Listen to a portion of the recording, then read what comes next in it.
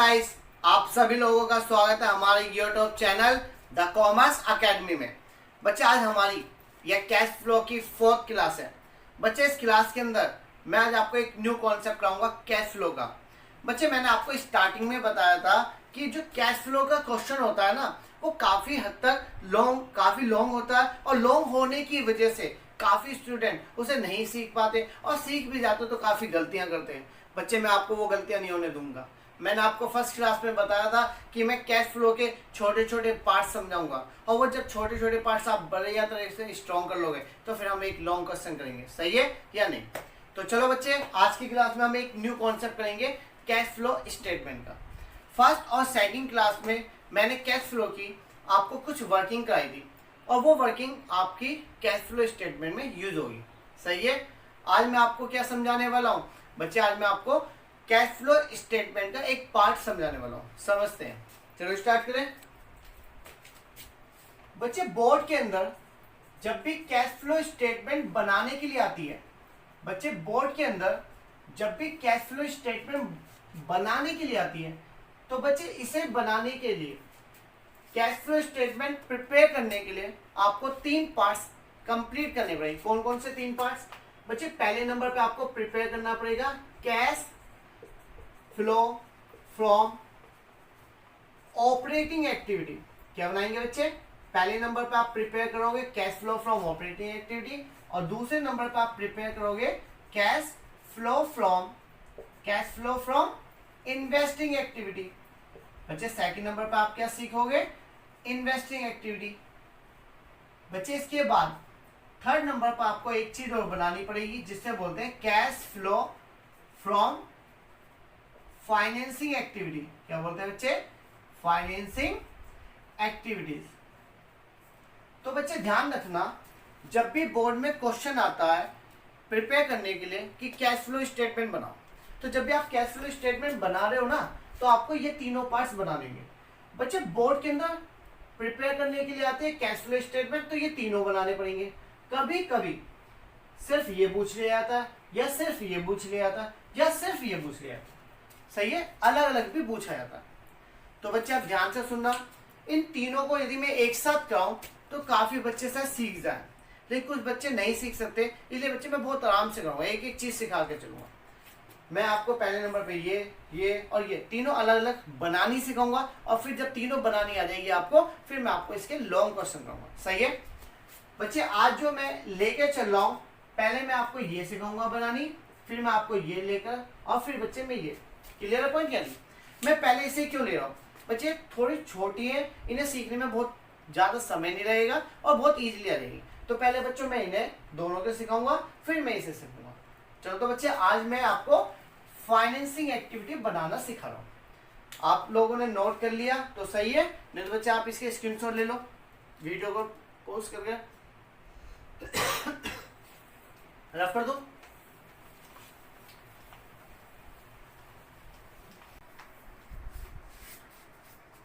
बच्चों यहां तक बात समझ में आ गई। अब मैं आपको पहले एक फॉर्मेट लिखवाऊंगा, आप सभी लोगों को उस फॉर्मेट को मेरे साथ कॉपी करना है। कॉपी करने के बाद आप वीडियो को थोड़ी देर के लिए रोक देना। सही है। अब जो मैंने फॉर्मेट लिखवाया आपको उसको पहले लर्न करना है, उसको 2 से 3 बार प्रिपेयर करके देखना है।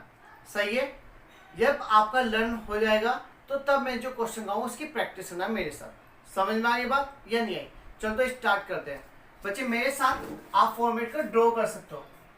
बच्चे मैं अब आपको एक फॉर्मेट लिखवा रहा हूँ। क्या लिखवा रहा हूँ? फॉर्मेट। किस चीज का? बच्चे आज मैं आपको एक चीज प्रिपेयर करनी बताऊंगा कैश फ्लो स्टेटमेंट की। Cash flow from financing activity. बच्चे मैं आज आपको सिखा रहा हूं फाइनेंसिंग एक्टिविटी बनाना। तो सबसे पहले आप इसका फॉर्मेट समझना क्या है फॉर्मेट। तो बच्चे सबसे पहले इसके फॉर्मेट की बात करें, इसे 2-3 तरीके से बनाया जाता है। बच्चे मैं जो फॉर्मेट आपको बताऊं इसे फॉलो करना। यहां पर आता है पर्टिकुलर, यहां पर क्या आएगी बच्चे? डिटेल्स।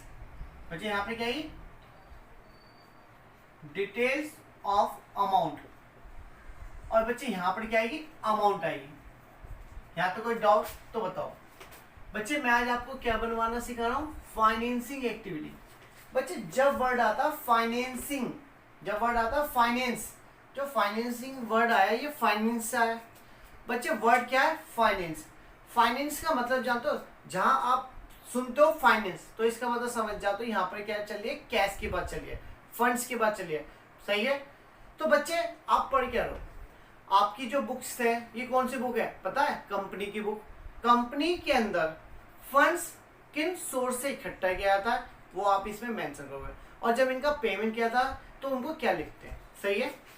तो बच्चे सबसे पहली बात बताऊं तो फाइनेंस एक्टिविटी के अंदर क्या आने वाला है, इसमें बच्चे कंपनीज में फंड्स इकट्ठा किन किन सोर्स से किया जाता है वो सब आएगा, और उनका पेमेंट किया जाता है तो उनके बारे में आएगा, सही है। तो बच्चे समझते हो कंपनी में सबसे पहले फंड्स कहाँ से इकट्ठा किया जाता है। बच्चे कंपनी अपना शेयर्स बेच सकती है, जिसको बोलते हैं शेयर्स कैपिटल, आपने सुना भी होगा शेयर्स, बस अभी तक सुना है, आप पढ़ोगे जब मैं आपको सेकंड बुक में से पढ़ाऊंगा। तो बच्चे शेयर्स का मतलब होता है एक तरीके से समझो, ये क्या, ये अपने आप में 100 है। तो बच्चे यदि मान लो ये 100 है, इसकी एक वर्थ है, यदि मैं इसका इतना हिस्सा तोड़ के किसी को दे दूं, मैं कह रहा हूं भाई एक काम करो मेरी कंपनी का ये शेयर्स ले लो, तो मैंने एक हिस्सेदारी दी ना, तो बच्चे जब मैं इसे एक हिस्सा दूंगा तो उसके बदले कुछ पैसे लूंगा, ऐसे होता है। तो कंपनी में क्या करता है, हम कहते हैं कि हम आपको कुछ % के लिए मालिकाना अधिकार देंगे, तो आप मालिक बनना चाहते हो तो कंपनी में पैसा लगाओ। तो कंपनी ने क्या दिया, अपना हिस्सा दिया और पब्लिक ने उसके बदले पैसे दिए, तो ये कहलाता है शेयर्स, सही है। कंपनीज में फंड्स इकट्ठा किया जाता है शेयर्स कैपिटल से, पहली सोर्स। दूसरा, कंपनी अपने नाम से डिबेंचर इशू कर सकती है, डिबेंचर देकर पैसे इकट्ठा कर सकती है। तीसरा होता है बच्चे, कंपनी बैंक से कर्जा उधार ले सकती है, बैंक लोन ले सकती है, फाइनेंस प्राइवेट सेक्टर से कर्जा ले सकती है, तो ये चीजें। तो कंपनीज में फंड्स इकट्ठा करने की क्या है, 4 से 5 सोर्स है, वो मैं आपको लिखवा रहा हूं, समझना। बच्चे जब भी कंपनी शेयर से पैसा इकट्ठा करती है, जब भी कंपनी शेयर से पैसे इकट्ठा करती है तो यहां लिखते हैं प्रोसीड्स।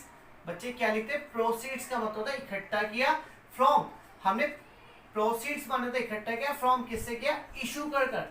क्या चीज इशू करी होगी, इशू ऑफ शेयर्स कैपिटल, हमने अपनी शेयर्स कैपिटल इशू करी तो हमारे पास पैसा आया, तो हमने लिख दिया proceeds from issue of shares capital. बच्चे शेयर्स कैपिटल या तो आपकी बढ़ रही होगी या घट रही होगी, शेयर्स कैपिटल या तो आपकी इंक्रीज हो रही होगी या डिक्रीज हो रही होगी।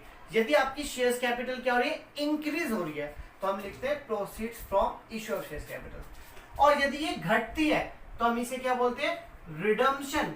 क्या वर्ड है बच्चे, ये नया वर्ड है। रिडम्पशन का मतलब होता है रीपेमेंट।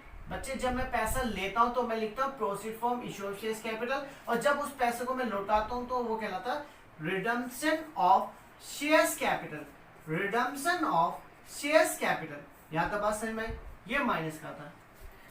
मैंने आपको दूसरी सोर्स क्या बताई थी, डिबेंचर। कंपनी डिबेंचर इशू कर सकती है, जब भी कंपनी डिबेंचर इशू कर पैसा लेती है तो सेम ये लिखा जाएगा, क्या लिखा जाएगा, फिर से पैसे इकट्ठा किया तो लिखेंगे क्या, proceeds from issue of debenture, issue of debenture, proceed from issue of debenture. और यदि आपके डिवेंचर क्या हो रहे हैं, इंक्रीज हो रहे हैं, तो proceed from issue of debenture. और घट रहे हैं, जब घटते हैं तो इसका मतलब मैंने पेमेंट कर दिया, जब मैं पेमेंट करूंगा तो बच्चे यही वर्ड आएगा, क्या आएगा, रिडम्पशन। क्या आएगा बच्चे, रिडम्पशन ऑफ डिवेंचर। क्या आएगा, रिडम्पशन ऑफ डिवेंचर। दो चीज हो गई बच्चे। कंपनीज और फंड्स कहां से इकट्ठा कर दिया, कंपनी शेयर्स इशू कर सकती है, कंपनी डिवेंचर इशू कर सकती है, कंपनी अपनी प्रॉपर्टी गिरवी रखकर पैसे इकट्ठा कर सकती है। तो बच्चे यहाँ पर क्या होगा, इसमें और इसमें कंपनी को कोई प्रॉपर्टी गिरवी नहीं रखनी पड़ती, इसमें रखनी पड़ती है। तो जब कंपनी लोन लेती है तो यहाँ लिखेंगे loan from bank, loan from bank से ले रखा है या किसी पार्टी से ले रखा है, या हम इसे बैंक ओवरड्राफ्ट भी बोलते हैं। क्या बोलते हैं बच्चे, बैंक ओवरड्राफ्ट भी बोल सकते हैं।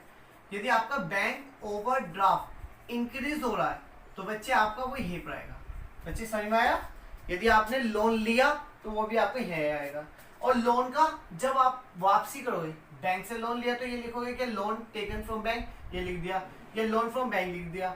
जब आप उसका पेमेंट करोगे तो यहाँ पे क्या कहलाएगा, repayment of bank loan, repayment कर दिया किसका, बैंक लोन का, बैंक लोन का।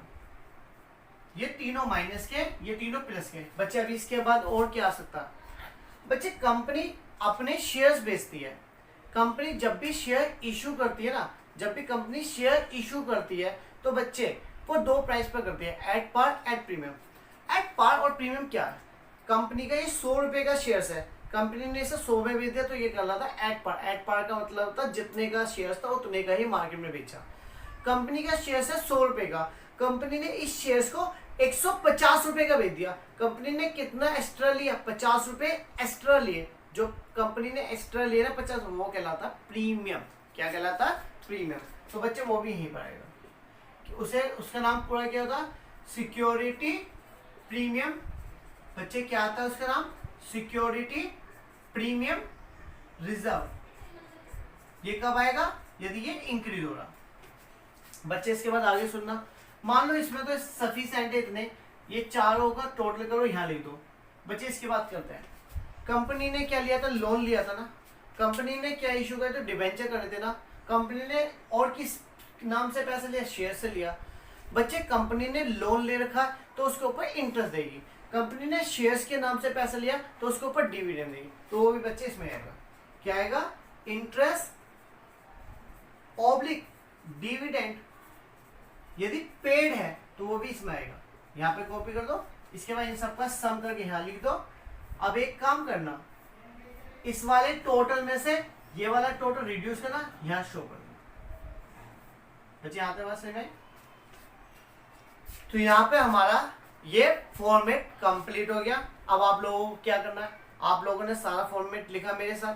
अब इसको लिखने के बाद आपको इसको लर्न करना है, वीडियो को थोड़ी देर रोक लेना, सही है। अब मैं एक क्वेश्चन कराऊंगा, उस क्वेश्चन को इसके बाद करना है। समझ में ये बात या नहीं आई? चलो मैं यहाँ पे क्वेश्चन कॉपी कर देता हूँ, आप जितने वीडियो को रोक कर इसको लर्न करिए, सही है सभी बच्चों को।